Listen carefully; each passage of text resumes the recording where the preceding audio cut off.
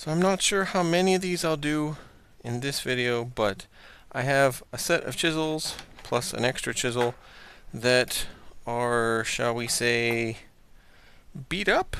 You can kind of see, well, not with that mode, but trust me, that's beat up.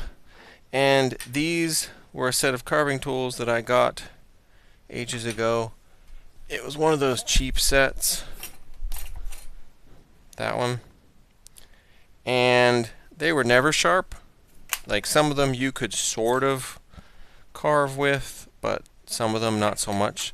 So some of them didn't even work. They were not sharp.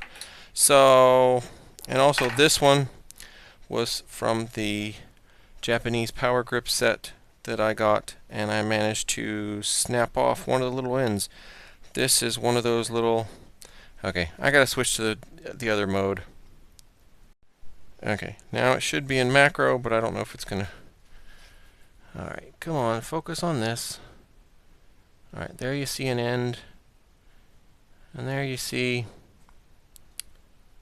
The left-hand side point does not exist, because that is broken off.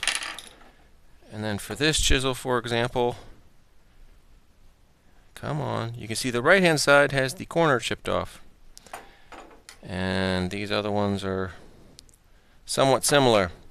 So, I have the Worksharp. I'm going to play around and see if I can get some of this stuff sharpened. I haven't done this for a while, so I kind of forgot some of the stuff that I have for it. Oh well, I figure it out in a bit. So this was a 220 and 400 plate. It's a glass plate with the sandpaper on the two sides. And so the 220 was up, and now I'm putting it down so I can try and work on... Well, first do the 400 on the back to get the back flat. And now I'm trying to work on the bevel. And because there was the big chip, it was taking a while. Which, you know, makes sense. 220 does not take stuff off very quickly. And then I realized, hey, you're far away. We should, since I'm way down here, we should try it a different way. And then it's like, oh, let's show that it actually takes the stuff off. So I put some the Sharpie on, and it was all black, and then run it up in, and it's all shiny. So it does actually clean it off pretty good. But it was taking forever, and it's like, I thought for sure, as I'm doing this, it's like, I thought for sure I had a rougher grit than 220s, but I kept going. It's like, well, I'll just keep going, see how it's going. It's like, no, it's taking a while. Yeah, keep going, and still going. I'm nothing if not persistent on these projects, and going and going and going. And it's like, wait a second, do I have other ones? So I'm looking at my other things. Oh, that's a way rougher grit. I should switch. Turns out I have an 80 and a 120. So let's put it such that 80's down, and we go from the chip you can see there to up in, and yeah, that's way better. And the reason I push that back out is you can see sparks, because it is taking metal off. And this is running at twice speed, so not... I didn't want everybody to have to sit through 8 minutes of sharpening, because I'm not even sure how many people are going to watch it at twice speed. But it's cool to have the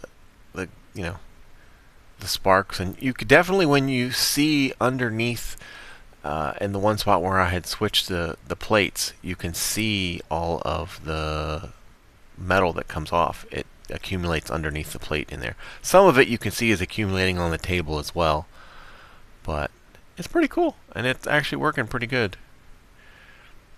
There we go. So now it's mostly flat, so I have to remember not to tighten it too much. And there you can see all the iron filings that come off. And there I'm going back to the 220 and such. And because we did the 80 and the 120, so now since it got the big chip, now it's just working on getting the back to, a nice flat high grit.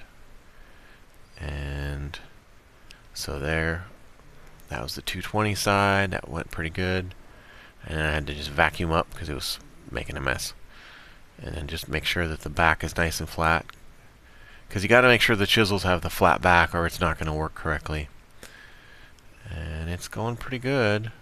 And figure I should clean that up and clean that off with the little rubber stuff. Get that all good. Alright, so 220 is good. Go on to the 400. Make sure the back is all good. And then I look and see what other ones I have. And I think this is... Oh yeah, then I went to the 800. So this is an 800 grit CBN wheel that I got recently. In the last 6 months. 8 months. This year at least. Because I figured before this... Because they already stopped selling this unit. So before they stopped selling the accessories, I wanted to get the full set of accessories. Because there's nothing worse than... You start using something later and it's like, oh yeah, they don't sell that anymore. So there you go. Well, that's the chisel that had the chipped off corner. And now it doesn't. Now granted, all that got ground off. I started with, I think, 80. Let's see, what did this wheel say? Oh, let's see. Yeah, I started with 80, and then 120, and then did 220, 400, and then 800 on the CBN wheel. So this is 80, 120, 220, 400, and then 800. And this isn't for fine chisel work. This is just a El Cheapo early 1980s, late 70s Craftsman chisel. And it's for rough work. So up to 800 is just fine. And I'm fairly certain that, yeah, it now cuts nice. So, yay. Worksharp still works. That's good.